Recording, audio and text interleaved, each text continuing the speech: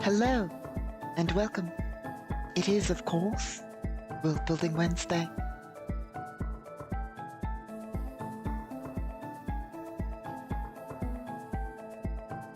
So, without further ado, I suppose, let's get to it.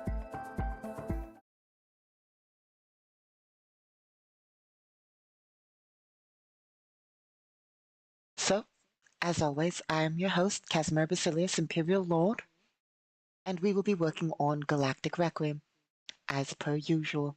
It is, of course, the 5th day of the first month of the year, 7895. The new year. And what better to do on the 5th day of the new year than to world build? Definitely not just because it's Worldbuilding Wednesday, which always falls on a 5th. Because 5th is your Wednesday. So, well, we are, of course, 2 days ahead of you in our calendar, as per usual. It is Friday here in the galaxy, technically, as per the Galactic Standard Calendar. But that's not important. Anyway, we've restarted our news. Our first episode of the year it had some good and some bad. But we have a bunch of more projects that we're working on that hopefully will get done. More news, more projects, more everything. As it is a new year. And what better to do on a new year than a bunch of new things? And or continue a bunch of old things. And or you get the point. Anyway, what we're here to do today on this Wednesday and or Friday is to world build. So let's do that. I always feel like I'm missing dice. Yeah.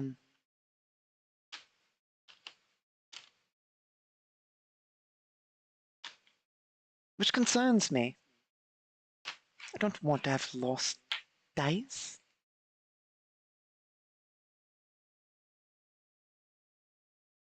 But it does not appear I have lost dice. It just looks like it because of the container. Anyway, that's not important. Let's actually build some worlds. We'll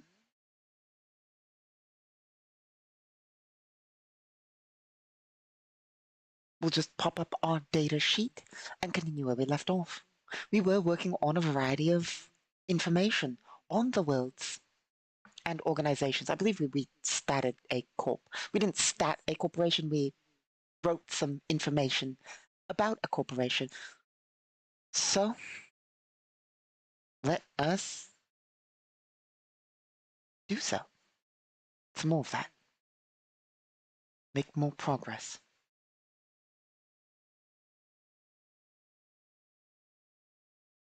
A corp that provides a wide variety of goods to the system, state-owned, control a small number of orbital rings, control a small number of the orbital rings' grav mining facilities, and have several surface facilities used for mining and direct manufacture. Very good. It is a level 18 organization. That's not like a character level or anything. It's just used on the chart to understand a rough equivalent. Because there's no easy way to name. I say name. Words are hard. There's no easy way to describe a corporation innately. So we just use levels to sort of give us, so we can just reference the chart. Like, it just makes it easier to reference the chart, basically.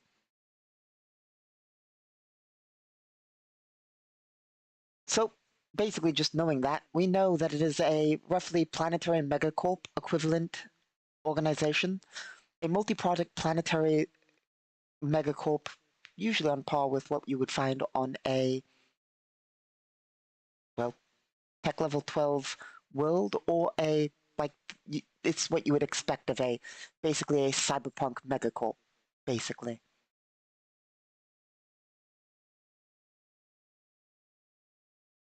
They have a workforce of about 1 to 20 million, give or take, and their average stats are 100. But they only have 500 billion credits to spend on assets.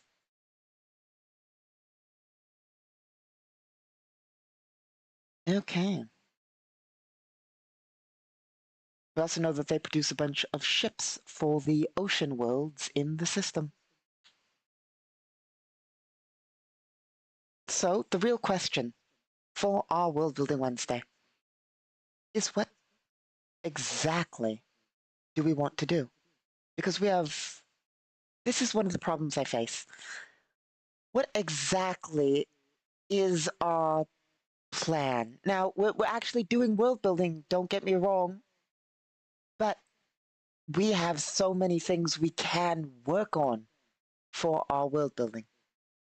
Do we want to stat some products and write brief descriptions for those products? Do we want to just write descriptions for those products?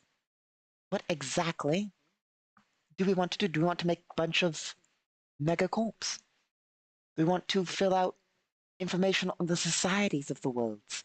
The possibilities are endless, which is why World Building Wednesday is constant. It's a constant fight, a conflict against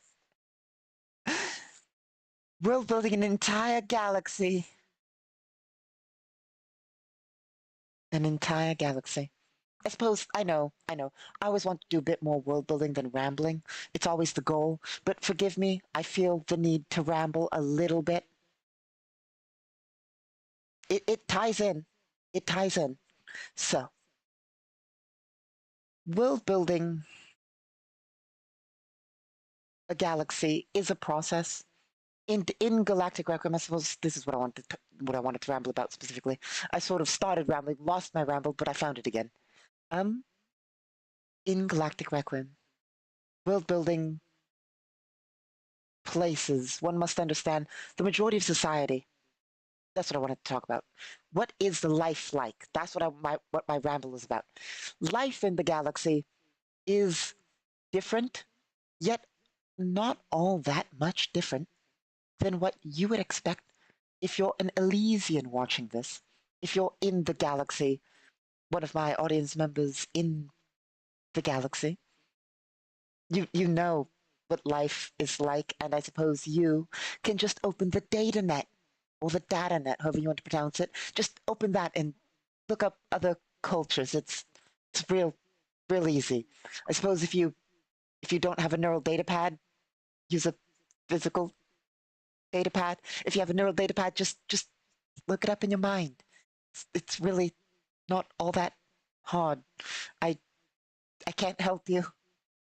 I really can't help you.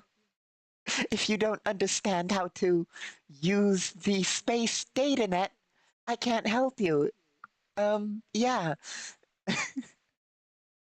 we're not we're not we're not a course on teaching how computers work to citizens of the galaxy.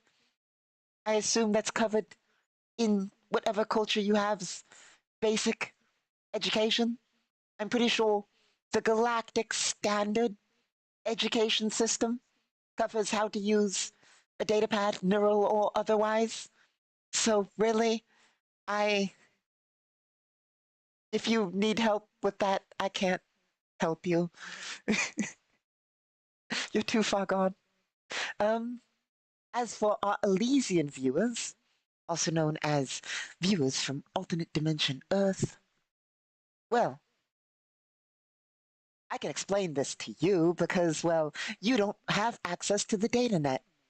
It's it is a miracle you're even able to receive this broadcast.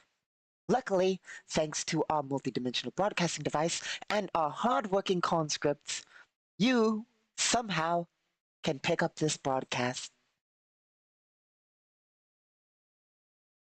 We must thank our conscripts. As for, well, if you're wondering, because I'm always talking about conscripts, we do have people who enlist in the Imperial military.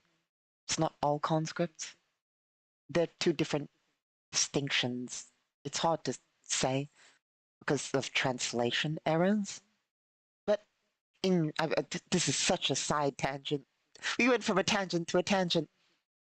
It's just I would never make people who signed up for the Imperial military, or the Imperial government for that matter, handle this kind of work. It's for the conscripts. They are getting paid 400,000 Galactic Standard credits for 2 years, so putting up with this is better than the alternative. Maybe. Debatably. Debatably. They get to sit in my palace and or the bridge of my ship, wherever we broadcast from. Usually the palace or the bridge of the ship. And they get to work on the broadcast. They get to partake in Elysian culture, unlike the rest of the galaxy. Well, nowadays the galaxy can sort of partake in some Elysian culture, sort of. Long story. We're not going to get into that. I could go off on so many tangents. We're not going to do that. Let's get back to our original tangent. So, galactic culture is not all that different than yours, but it is. It really does depend on the world you're on, the system you're in, the world you're on, your culture, your species. It depends heavily on a lot of factors. But the majority of worlds that would fall under galactic standard, which is the system used to describe basically everything from measurement to language to culture, it's basically the standard. It is the agreed upon standard by the majority of civilized nations that is the culture, language, unit of measurement, etc., used for intergalactic communication, intergalactic trade. Now, I say agreed upon, but to be fair, when it comes to galactic standard culture just sort of absorbs what is, and galactic standard culture is indeed shaped by where you are. But for instance, it's not like it was agreed upon that certain shows in the galaxy are part of galactic standard culture, but the fact that they are showed so widely makes them galactic standard culture, even though it's not agreed upon like units of measurement or so forth. The fact that it's so widespread makes it galactic standard culture. While galactic standard language is an agreed upon language, measurement is an agreed upon measurement, etc., etc. Anyway, back on topic. So, culture's not all that different than what you would expect. I mean, like I said, it does differ, and it does differ even in galactic standard by location, but it's not all that different than yours. There are some significant differences, of course. Let me see whether I can't bring up my book here. This is not the right section. That's not the right section. This is not the right section. So, of course, in the galaxy, we have, well, I mean, let's put it this way. If you were to go to the majority of worlds that are, well, let's start with technology. Tech level is the level of technology a society generally possesses. I'll be honest, we are, mm, we are I'm trying to figure out how to word this. We, not we as in the Empire, we as in the galaxy, sort of lie about tech level. Sort of. So, tech level ranges from 0 to 26. Technically 0 to like 30, but it really only goes to 26 if you want to be technical. So, there's technically nothing above 26, but theoretically it goes to 26. Like it theoretically goes to 30, but not really. Not really at all. 26 is the max, basically. So, in short, 0 to 26. How does this work? Well, in short, I'll give you an example that you would understand for our Elysian viewers. Tech level 4 is what you would consider the medieval era. Tech level 5 is the Renaissance. Tech level 6 is the Age of Reason. 7 is the Victorian era. 8 is the World Wars. 9 is the Cold War. 10 is your modern day Earth. Up to from about the 90s up to 2045. Tech level 11, 2045 to 2100. Tech level 12, 2100 to 2150, etc., etc. So 11 is what you would consider low cyberpunk. So the end, admittedly, we also go into the points. So tech level is not just 1 through 26. It's, I mean, 0 through 26. It's technically, there's 10 points in every subcategory. So, you can have 11.9, you can have 11.3, 11.2, 11.1, 11 flat, 11.0 in that flat to 11.9. You get the point. There's little percentages. But basically, the end of tech level 10, so tech level, let's see, what year is it in your world? It's 2024 in Malaysia? Let's do a little bit of math. My apologies.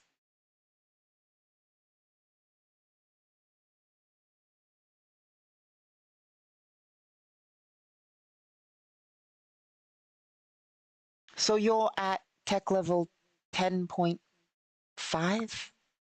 So, like, I suppose 10.6, 7, 8, and 9 would be early cyberpunk. Tech level 11 is still relatively early cyberpunk. Tech level 12 is what you would consider cyberpunk. Up to about tech level 13, which is where you're about exiting cyberpunk. Tech level 14 is where you're getting into the beginnings of the use of nanotech, full-on mechs, non-FTL starships. When I say non-FTL starships, I don't mean like rocket ships. I mean starships, but not FTL. Like full-on what you would expect from a sci-fi starship, but without FTL. Tech level 15 is refined non-FTL starships, so slightly more durable, etc. Artificial gravity is at tech level 15. Technically, you can have early artificial gravity at tech level 14 and 13, but usually tech level 15 is where you get full-on artificial gravity, etc., etc. The galactic standard, what most of the galaxy is tech level 16. FTL achieved. So what you would consider 2,500 to 2,800. Now, if you're wondering, and you see that little date in the corner of the screen next to our imperial symbol, that's not the it's not like it's not like we're in your future, and that's not the whole date. That's an abbreviated date. It's the age of the realm we are in, age of the universe, which obviously isn't 7,895. It's an abbreviated date. It goes into the billions. It goes into the hundreds of billions. We use slightly different laws of physics than you. But we always abbreviate the last 4 digits of the galactic date for simplicity's sake. Because, I mean, well, if you want to be technical, 7895 is, you could equate that, you very closely could equate 7895 to the discovery of FTL. Very closely. I believe, if I'm getting my law right.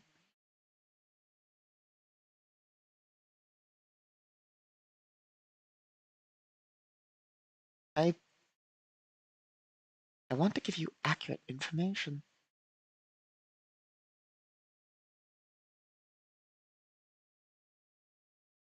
I know I have it typed out somewhere. Specifically, we're looking for the star dates. We're going from tangent to tangent, aren't we?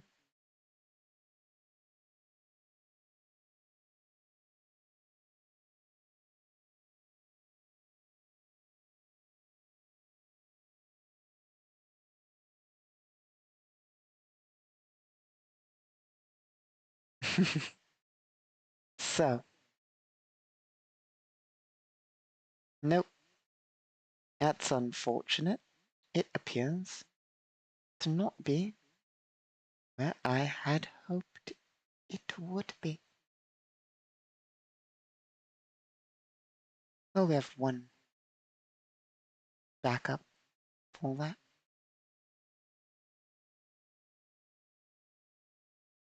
My apologies.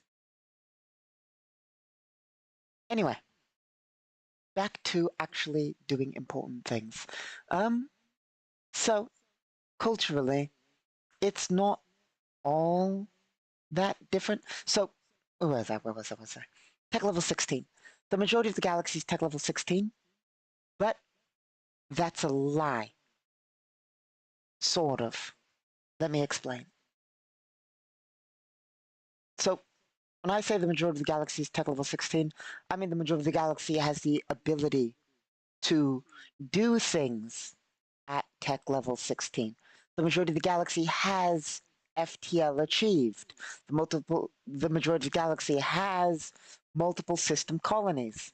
The majority of the galaxy has full space military, artificial gravity, and everything that comes before. Nanotech, mechs, energy shields, plasma, nuclear fusion, holograms, AI, everything from all the previous tech levels up to tech level 16. But these things are not exceptionally common in society, other than, say, FTL and AI and that kind of thing.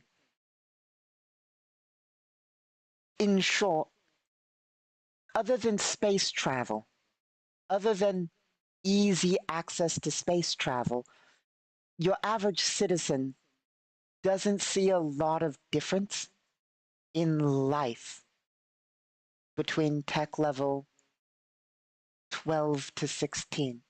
There's not a lot of difference. In a sense of, sure, you can go and get an artificial body grown and download your brain into it. You have a computer in your brain, more than likely. You have a brain in your computer too.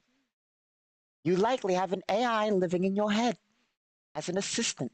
It has a full personality, and you likely have discussions with it. I say you, I mean the average galactic citizen. You, in this case, being the average galactic citizen. You know, they have an AI in their brain. They're probably conversing with it. It's probably their best friend. They have non-AI friends, more than likely. Many people have cybernetic limbs, cybernetic augmentations. Many people spend a lot of their time in the net. If they're uploaded, they likely spend even more of their time in the net. If they're not uploaded, you can easily connect your datapad to the net for basically full immersion net experience. It's almost as if you're like it's the ultimate form of what you would consider VR in a sense. It's literally you're in the thing. You can augment it how you wish, depending on your settings and so forth. And servers sometimes have certain rules set up and all that. For instance, usually most people don't experience pain in their virtual reality environments for the most part, etc., etc. You can read books instantly. You can watch movies instantly. Yet many people still enjoy watching books and movies slow form. But you can just download the data instantly. Information is generated and consumed at an extraordinary rate. Given these facts, it takes almost no time to experience media, and there's a constant demand for media in the galaxy. People want shows, they want movies, they want books, they want everything. And it is produced both by people and AI. Generally, this is for the majority of the nicer worlds, to be fair. Frontier worlds, well, in the Council, don't have a lot of nice things, which is what led to the rebellion in the first place that created the system's authority, etc., etc. But that's getting into politics. Automation is actually rather, well, automation happens, but some factions, some nations ban automation. It's there's a long thing behind that. But in short, basically, is there a need to work in our society? No. Do people work? Yes. Well, is there a need to work? Yes and no. Automation could handle everything. However, now this may sound a bit conspiracy theory of me, but it's true. It is absolutely true, which is the majority of civilizations are heavily tied with the galactic standard system and the galactic economy and the galactic banks and the corporations, even though some parts of the corporations are against it and some are for it. Long story short, the higher ups in society keep everybody working on work. There are some worlds out there that, and nations that go against this. For instance, the Federation of Allied Nations, or the FOAN, they don't. They are a a relatively utopian society. They're, they, unlike the majority of other nations, embrace automation. Their citizens, they are technically a communist government with full automation. They also have universal basic income for the citizens, basically. And in short, the majority of the Federation of Allied Nations, except for some worlds like the Reptilian Consortium and the Kadak, and a few other worlds in the Allied nations other than them, the majority of them are like, they don't need, they're fully automated. They basically have rather high living standards. While the rest of the galaxy is basically required to work. It's not like they're behind it or anything, but governments and corporations and the Galactic Bank all work together to keep people working, despite automation. And I mean, if the majority of times, if any nation tries to go against that, would you look at that? Blockades, embargoes, bombardment, and so forth. Then again, you know, like, there's a lot behind all of it. But in short, basically, so the majority of workers, the majority of citizens of the galaxy, you will find working usually 8 hours a day, 5 days a week, for about 20 to 30 credits an hour. Now, don't get me wrong, it can go as low, usually, as 5 credits an hour and as high as 100 or more. But the majority of people out there working for 20 to 30 credits an hour, 8 hours a day, paying for stuff, getting their entertainment where they can. Now, that's where things get a bit strange. Automation, as I said, is heavily limited, as is production. These things are purposely limited to a degree in most places. I mean, if you want to be technical, well, the Empire, yes, the Empire I'm from, the Grand Dimensional Empire, well, we are what one would consider a capitalist government. Technically, given the majority of, well, we have corporations and organizations and businesses, but a lot of it is the state-run variants of basically everything. Because, well, in the Empire, the state runs mostly everything for the most part. It's not like it's the only place you can get things. There are corporations and all that. But the Empire is one of the few factions, like the Federation of Allied Nations, who are communist, unlike the Empire, have basically the ability to live, ideally, assuming you are smart about your conscription. Every Imperial is conscripted. You're conscripted for 2 years, at the end of which you earn 400,000 Galactic Standard credits. And if you were to invest that 400,000 Galactic Standard credits, you could, if I've done my math right, which we can always just check by clicking this button here.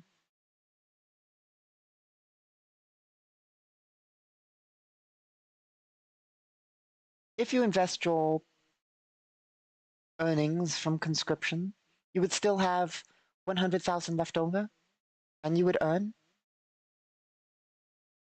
1,600 credits a month from your investment.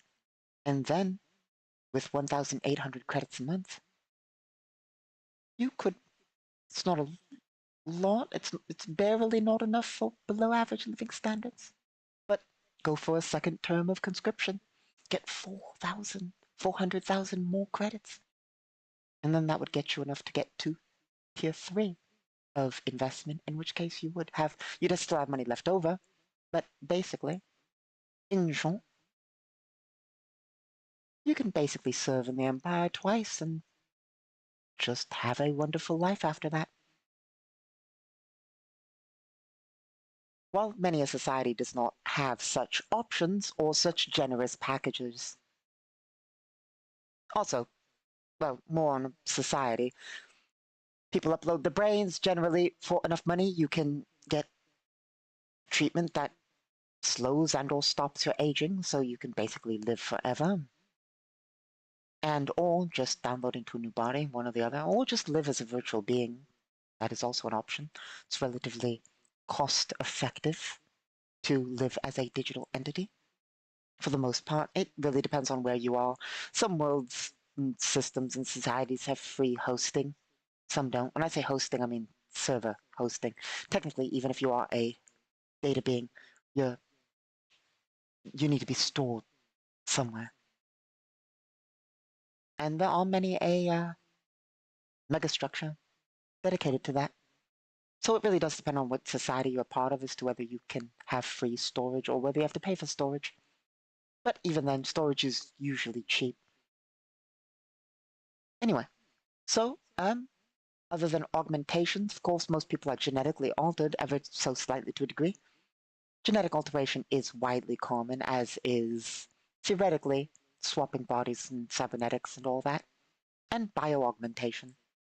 Some people prefer to go for bioaugmentation, but bioaugmentation is, of course, slightly more expensive than cybernetic augmentation, as is genetic engineering, and genetic manipulation is slightly more expensive than they're not, than cybernetic variants or not doing such things. But basically, communication's instant across the galaxy. As is, well, travel's not instant, but travel is widely common. It's not uncommon to travel amongst the stars. Many people live in orbital stations, zero gravity. And, well, we do live in what is, I suppose, what's the word? Well, in a sense, assuming you have money, assuming you have enough money. Not only is immortality an option, immortality is really expensive, but less so than that. I mean, there are societies of people who live in space, just in space, due to cybernetic, genetic, etc. augmentation, and just swapping bodies. You can be a starship. Like, if the starship has a computer and can be run by that computer, you can just upload your brain into a starship. Like, nobody can stop you. The government can't stop you from uploading your brain into a starship and flinging yourself into deep space. The only problem you face is buying fuel. Now, I suppose you could trade cargo to earn money and then buy fuel from that as you fly around in space. That's the thing about mind uploading. There, there's there's nothing you can't do, really. People upload themselves into mechs, into other bodies, into starships, whatever they want. Now, of course, there are certain laws in space, mostly enforced by the Galactic Bank, which are things such as you cannot duplicate yourself for the most part. Only if you're dead can you have two of you for the most part. The bank has problems if there's multiple of the same person, specifically due to identity and who what belongs to. Because if there's multiple of you and they both have the same brain, I suppose you'd have to agree on things, but taxes and the bank get real upset about that. Not on the Galactic Bank, but like nations, taxes, that kind of thing you get rather upset if you have multiple bodies. Not multiple bodies, but multiple active yous. If you were, because when you digitize, you are now data. Not technically data, but to a degree you're data. We've been over it before. This data can be copied, transferred, copied. And if it gets copied, there can be two of you. But as I said, the bank gets mad. And the government you pay taxes to, probably gets mad, given that they are at the mercy of the bank. The majority of nations in the galaxy are at the mercy of the bank. The Galactic Bank is probably the largest corporation.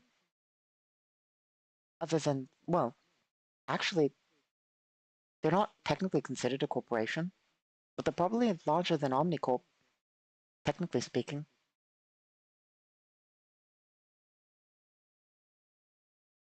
It's a wonder. It's a real wonder. If you ever look at the Galactic Requiem corporation listings, if you ever look at those corporation listings, the Galactic Bank's not on them. Despite being the largest corporation, it's not listed in the top 10 corporations. Omnicorp is at the top of that chart. Curious. I mean, Omnicorp is the biggest corporation other than the Galactic Bank. But the Galactic Bank ties the Galactic Standard credits system, credits little metal chits of valuable material, actually of valuable material. I mean, it's a mix. It's not entirely, I believe the correct term is fiat currency, currency with no value other than what's necessarily stated to it. credits are actually valuable metal. Little rectangles of valuable metal. However, so many nations mine these metals, get these metals in the proper shape. And then they get the metal. So if you're wondering, you have the equivalent of a credit in metal, whatever metal the credit value is. Let's say a gold type. You have a gold type piece of metal identical to a gold credit. Yeah? So one would think, given a credit is stated to be intrinsic value as to its worth as that metal, as well, as stated by the Galactic Bank. The Galactic Bank states the price of these metals and keeps them consistent. So, even if there is a vast surplus of a given metal, the bank ensures that its value remains somehow. Well, through force, for the most part. But, in short, basically, while they both should be equal value, the credit is worth more. Why is this? Because it is backed by the bank. It is stamped by the bank. Now, one might think, okay, but the bank's ensuring that they're equal, that they are absolutely equal in value. Yes, but you can get it checked. You can make sure that it is equal, and yet it's still worth less because it's the backing of the Galactic Bank that has value. And it's that value and the fact that the Galactic Bank is the only entity that can, according to agreements, state that something is backed by the Galactic Bank. They're, of course, the only one who can back their own statement. So, they give licenses, by the way, for nations to stamp things as approved by the Galactic Bank, assuming they're equal to the value. Anyway, they can revoke that right. And if they do, a nation can no longer produce currency. All the taxes they're earning, everything as such, loses value. The bank has other methods too. They can update their system.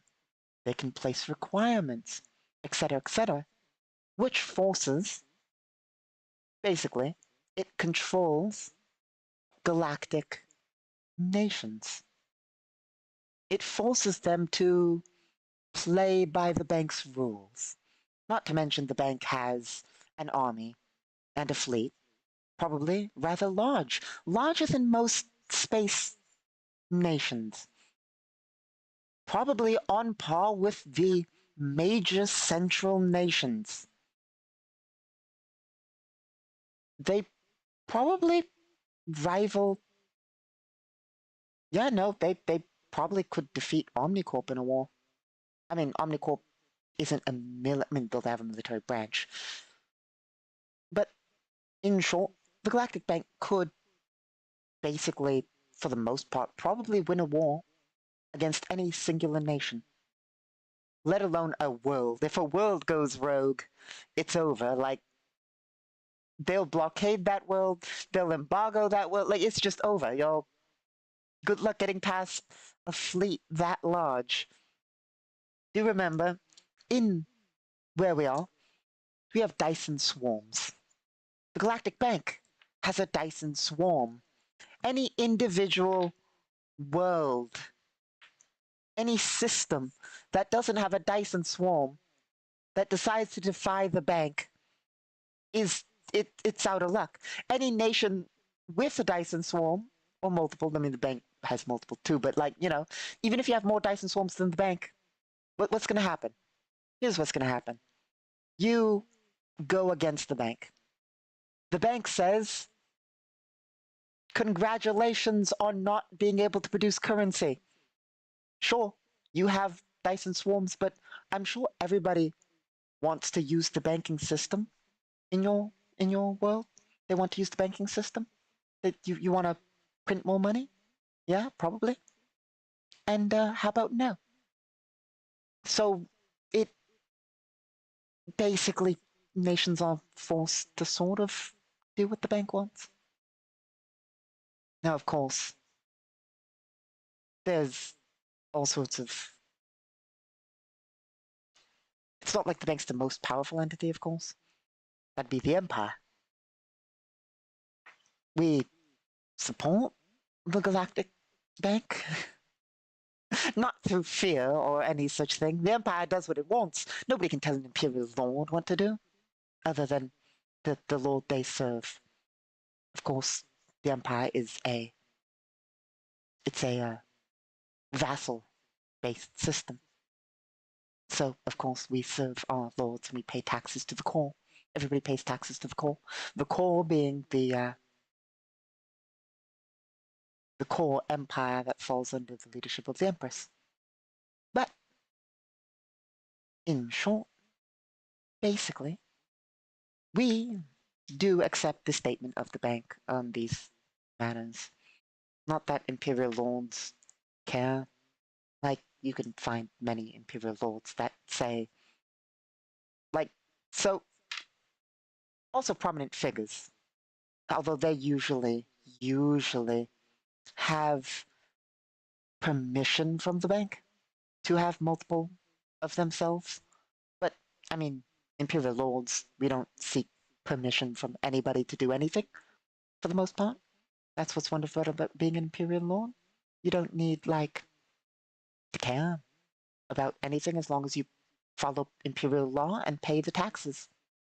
Yes, imperial lords pay taxes, more so tithes to their superior, and the highest imperial lord pay taxes to the core, and so forth.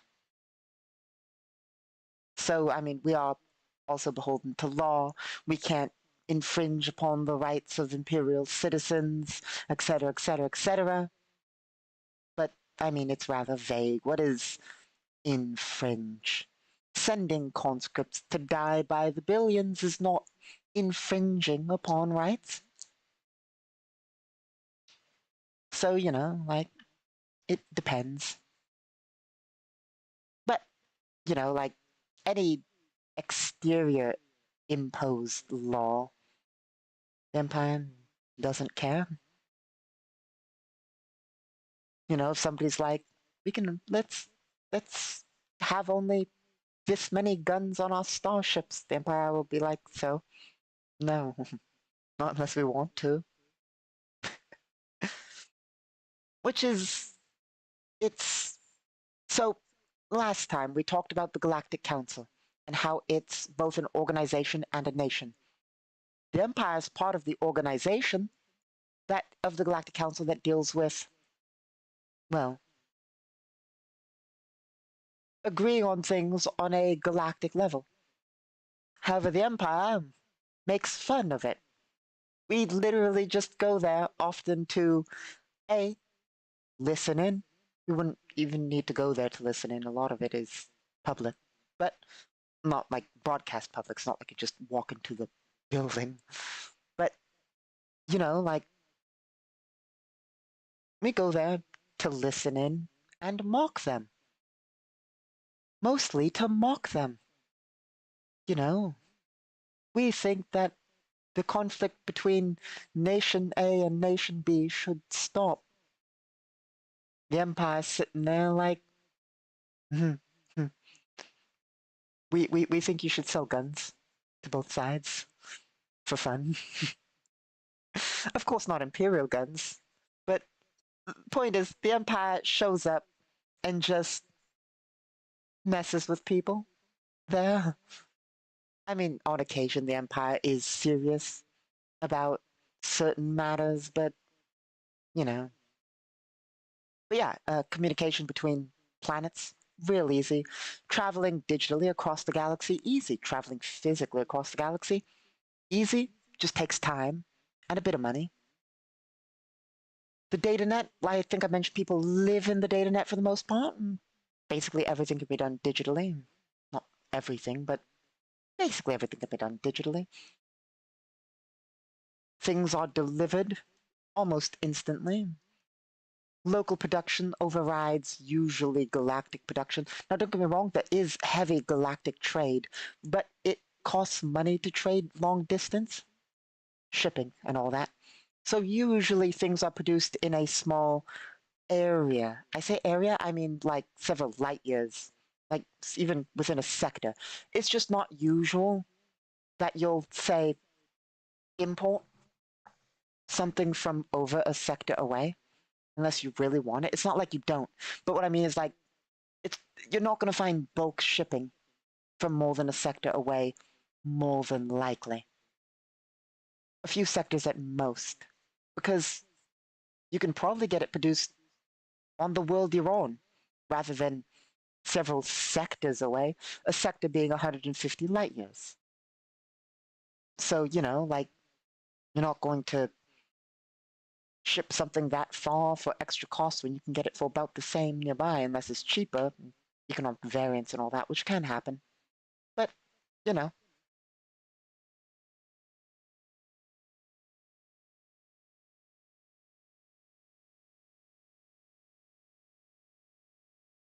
but, you know, people of the galaxy are usually healthier than Elysians. A bit stronger, faster, smarter, that kind of thing. But that's just because of thousands of years of genetic alteration for the most part. Of course, in the galaxy, it is not uncommon to see aliens of every variety, all sorts. There are sentient plants, sentient bugs, sentient reptilians. And then there's obviously more alien aliens. I say alien aliens, I don't mean like, ooh, little green aliens. No, no, no, no. Like, I say sentient plant, I mean they're not humanoid at all. And some plants aren't even like your Elysian plants. I mean, like, sometimes there are actively sentient, shambling mounds of vines, or in the case of the Seortan Empire, sentient stones, sentient rock-based life forms, which take a variety of shapes. Or the Enster. The Enster are a bit bug-like, I suppose, but they differ vastly from bugs. Like, the Enster don't even have faces or eyes. Technically, they sort of have eyes. They have sensing organs, but basically it's just four legs and four tendrils attached to a central sphere that's an armored sphere. Like, you know what I mean? Like, there are aliens out there that are alien, like actually alien, all sorts. There are also, of course, humanoid aliens. A lot of the reptilians are humanoid, you know? But as I was saying before, I mean, this is a tangent I didn't go off on, but like, I mean, the Federation of Allied Nations have the Reptilian Consortium in there. The Reptilian Consortium being one of the few exceptions, I said, of one of the non-communist nations of the Federation of Allied Nations. And it just so happens that the Reptilian Consortium, being relatively ancient, I say ancient, they're a pre-FTL nation. Most nations are pre-FTL nations, but the Reptilian Consortium, they have a strong cultural heritage in which they're also technically a, what's the word I'm looking for? Feudal-ish system with great houses, usually led by dragons. And the reason they're not communist is, I mean, the stereotype of dragons and hoarding wealth and gold and so forth. It dragons like piles of gold. They're also one of the few nations, the Reptilian Consortium that is, in the central nations, with a high degree of magic, given that they're literally led by dragons. well, if you know anything about history, or as you might call it, lore, there are not a lot of casters being psionic, magic, arcane, and divine casters, in the central nations. They're usually up north in the northern nations. But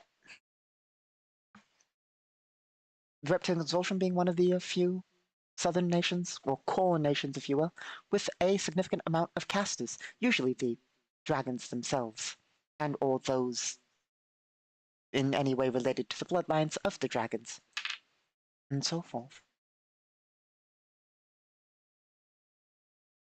There are, of course, like I said, a wide variety of species in the galaxy. There are Terran subspecies. There are reptilian subspecies. There's so many different species of so many different creatures out there. Generally, we class subspecies as any modification of a main type species.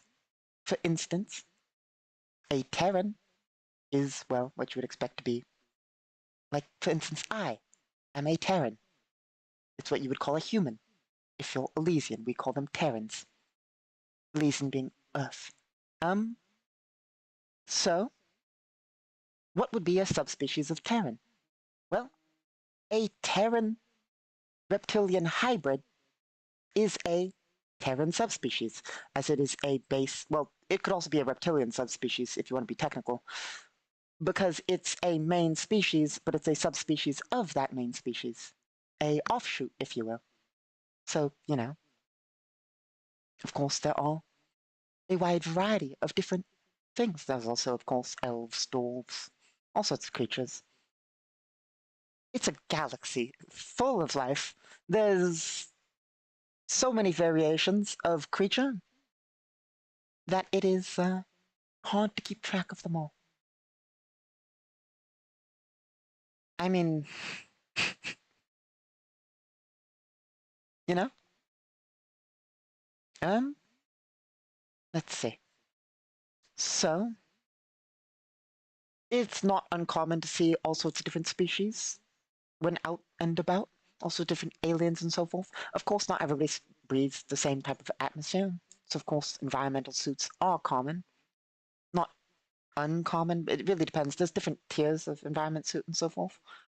And I mean, you know, like, it's not uncommon to see aliens. Most species are from worlds in which the atmosphere is common enough that it's breathable everywhere, and or they've been genetically modified to breathe in atmospheres in which it is acceptable.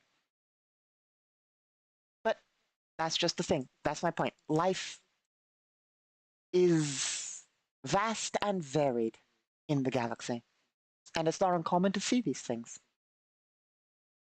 Travel, like I said, is common, like, you know, and cultures shift and all that, and so forth. So, I mean, there's lots of differences between between our society and your Elysian society. But it's not all that different. Well, like I said, it really does depend on where you are. Like, if you go to a insectoid world, yes, it's going to be nothing like what you would expect on Elysian society. But if you go to like a Terran world, probably gonna understand how it works. Probably. There are, of course, odd cultures. Do understand that population is vast in a sense of Dyson swarms are a thing. So, of course, you will find offshoots of even the same species that differ so vastly and greatly that it is that anything is possible. But, you know, like if you go to an average Terran world, sure, society might differ slightly.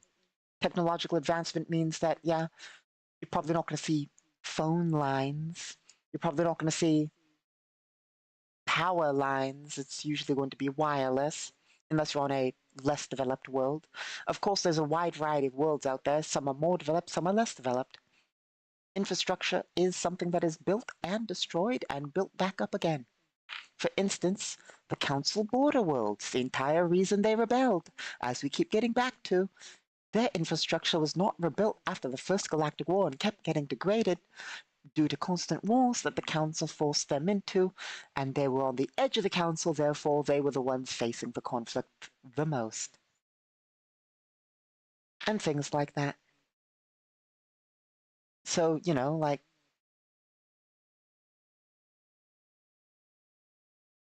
it's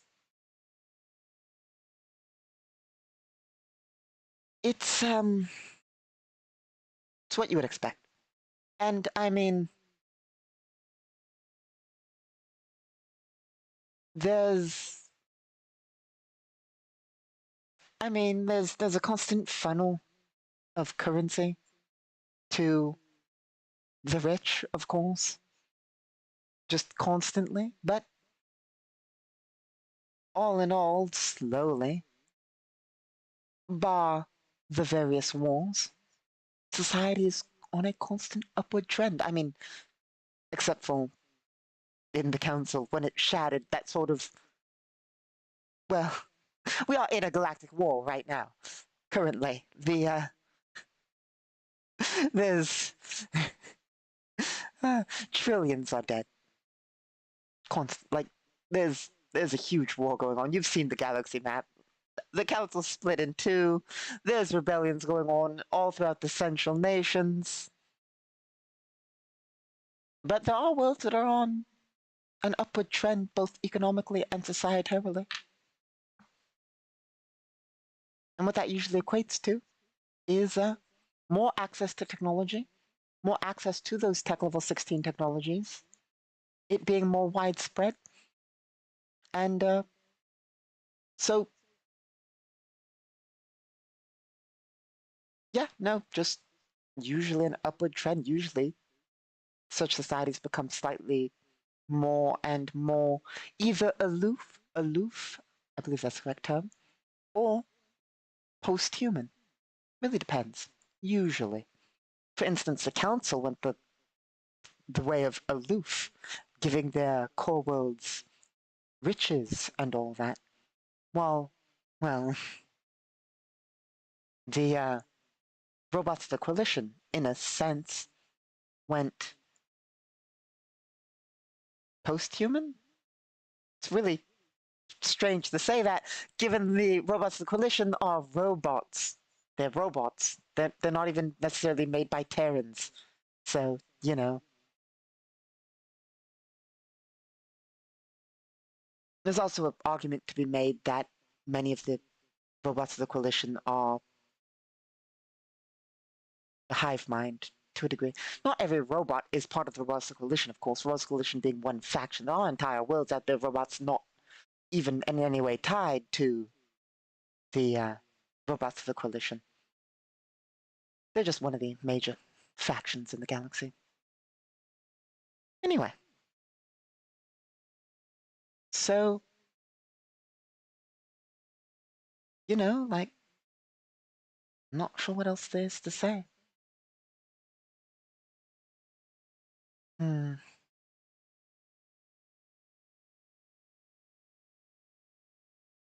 Basically.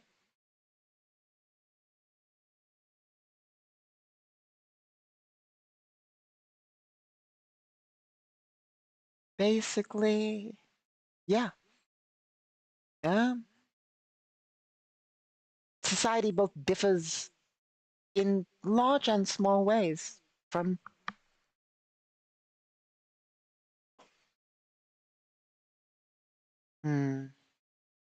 from what you would expect.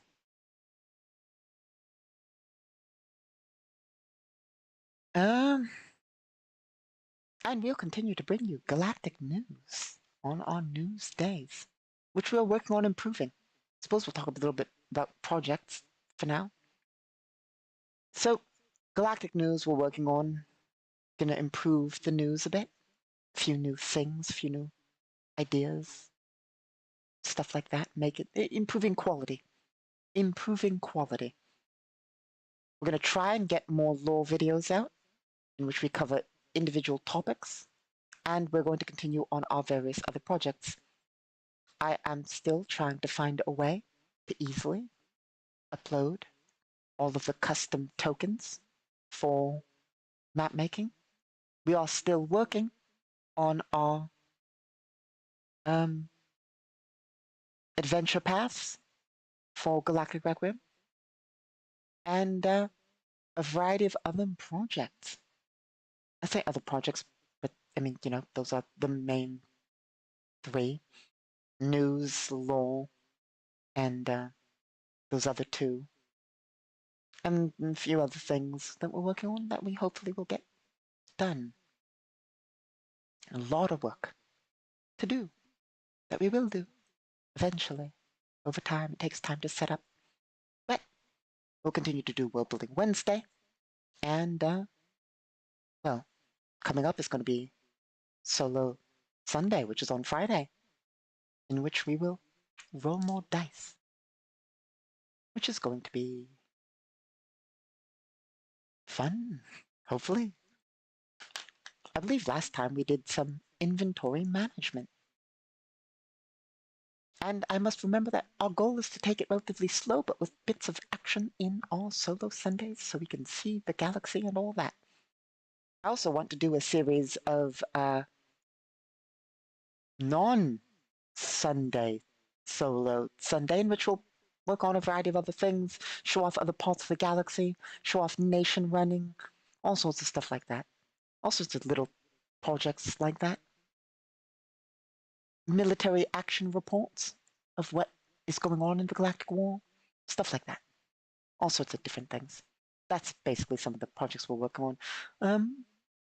Readings of Galactic Requiem stories at some point. Being a writer, we have quite a few Galactic Requiem stories that I want to simply just read out, I suppose. Sort of like an audio book, I suppose, to a degree. But that involves a lot of editing, and editing is hard unless it's read plain, but I'm guaranteed to mess up reading it. And just a lot more stuff like that. This entire list in one of my work files of things we're going to be working on. We're going to try and do more world building. Next World Building Wednesday, we're going to actually get to world building. We're going to build worlds.